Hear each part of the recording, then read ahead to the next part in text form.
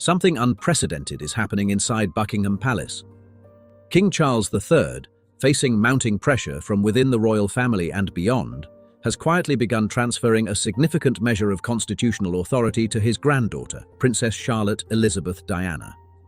She is 9 years old, and according to sources close to the royal household, she has just become one of the most strategically positioned figures in the House of Windsor's long-term planning. This isn't just about titles or ceremony. This concerns the monarchy's survival strategy and who the palace believes can secure public trust in a post-Charles era. Let's dive in. To understand what's happening now, we need to go back to February 2026. That month marked a turning point. Queen Camilla, who has struggled with public perception since her marriage to Charles in 2005, became embroiled in what insiders are calling her most damaging scandal yet.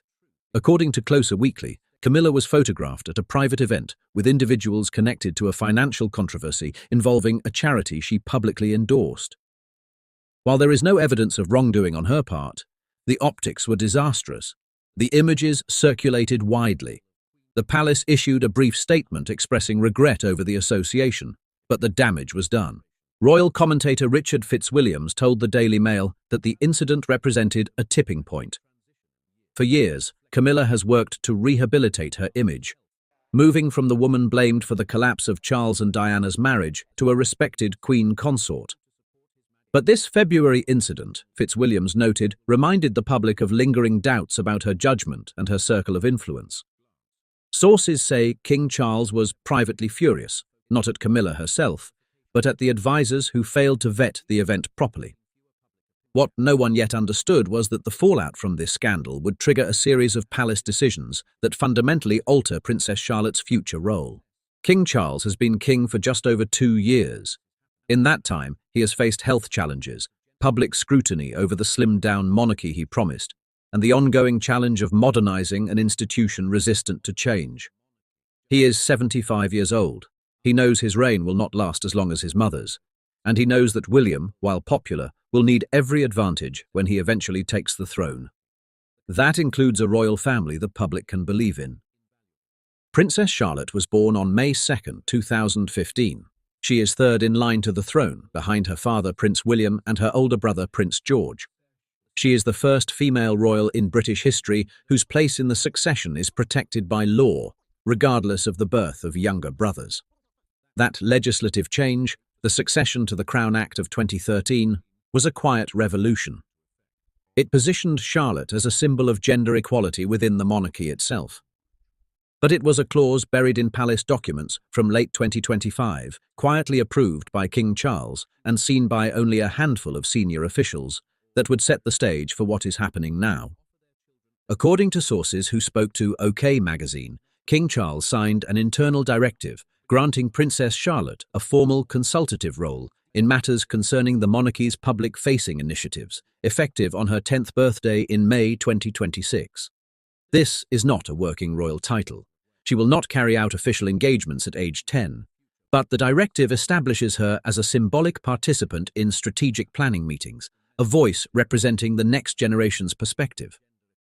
An insider explained that Charles believes Charlotte, even at her age, embodies the values the monarchy needs to project: humility, relatability, and a modern sensibility.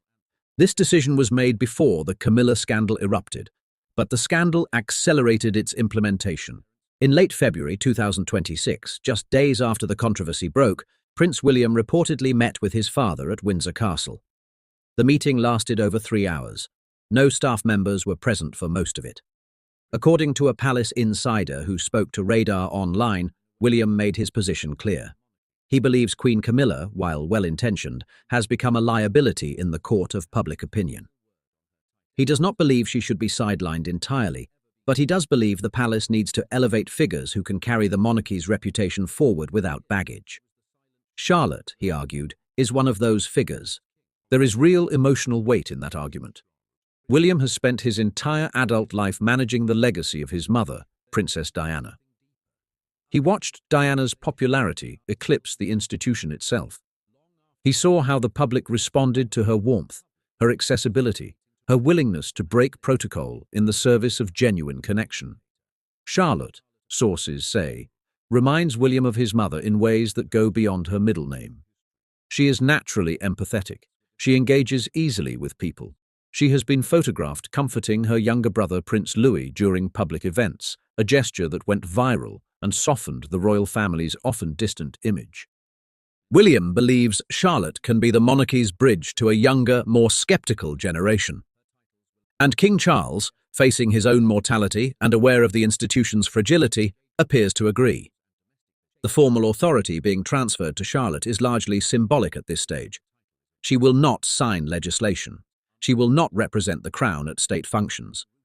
But she has been granted what sources describe as a protected status within the palace hierarchy.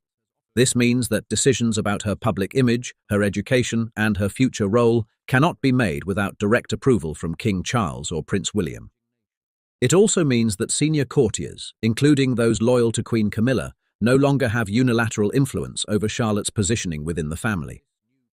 One source told the National Examiner that this move was designed to insulate Charlotte from the kind of internal palace politics that have plagued younger royals in the past. The palace learned hard lessons from Prince Harry's departure. They saw how a lack of clear institutional support, combined with hostile briefings from competing factions within the household, drove Harry and Meghan away. Charles does not want Charlotte to face that. He wants her path clearly defined and protected, but the decision has created tension. Queen Camilla, according to multiple reports, was not consulted before the directive was signed. She learned of it only after the fact. Sources say she was deeply hurt. Camilla has spent years trying to build a relationship with William's children, and while she is not their grandmother, she has made efforts to be present in their lives.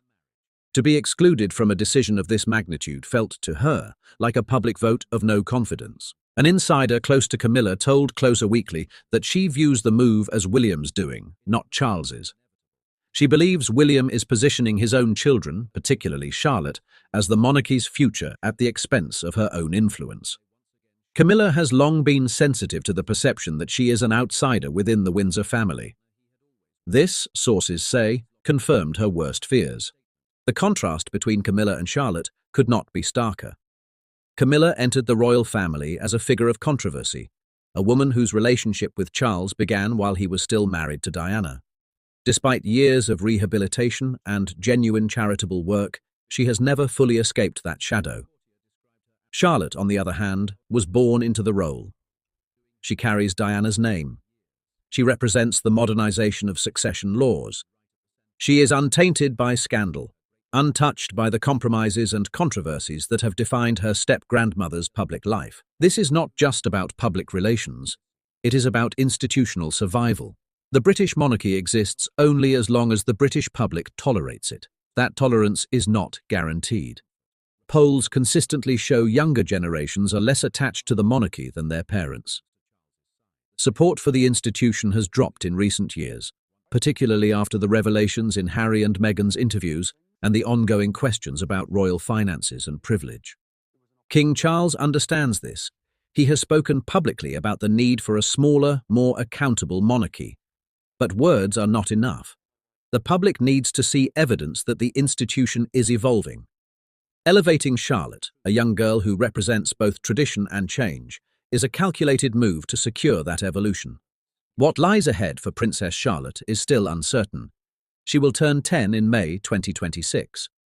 Under the new directive, she will begin participating in select palace briefings, reportedly focused on the monarchy's charitable initiatives and public engagement strategies.